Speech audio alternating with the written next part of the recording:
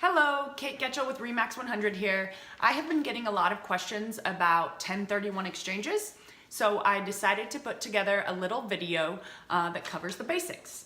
So the perfect storm for a 1031 exchange exists when there are high capital gains taxes, strong real estate markets, price appreciation and rising rents, and taxpayers selling appreciated property seeking out ways to reduce their tax burden. Does that sound familiar? Section 1031 allows taxpayers holding property for investment purposes to potentially defer all taxes that would otherwise be incurred upon the sale of investment property. Some of the benefits to exchanges is obviously tax deferral. This includes federal taxes, state taxes, depreciation recapture, and net investment income tax if applicable under Section 1411. Wealth accumulation, preservation of your equity. Leverage, more cash for reinvestment.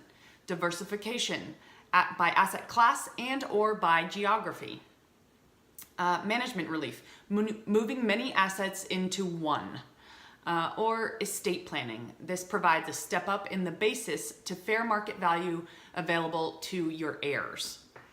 The code says specifically, no gain or loss shall be recognized on the exchange of property held for productive use in a trade or business or for investment if such property is exchanged solely for property of like kind, which is to be held either for productive use in a trade or business or for investment. The origin of the code was for farmers who needed to exchange their land in order to be profitable. The IRS determined at that time that farmers should not be penalized for having to trade their land. One very important piece is you must have the exchange set up at or before closing. If you sell a property and decide after closing that you'd like to do a 1031 exchange, you are out of luck. The qualified intermediary who holds the proceeds from the sale and then passes them along to the purchase of the next property. So you cannot touch the money in between the transactions. If you do, done. What does not qualify?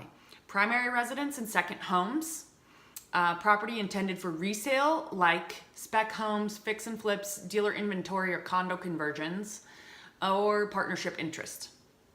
Again, the intent must be to hold for investment. There are time requirements, so it's important that you work with professionals who are familiar with the process. You don't want to be partially through the process and discover that you have to pay the taxes because one of the professionals that you hired made a mistake. The IRS does not care.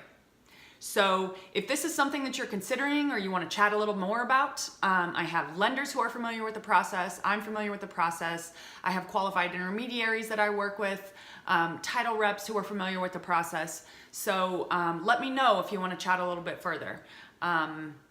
For your needs in real estate, don't wait. Call Kate. Looking forward to speaking with you soon.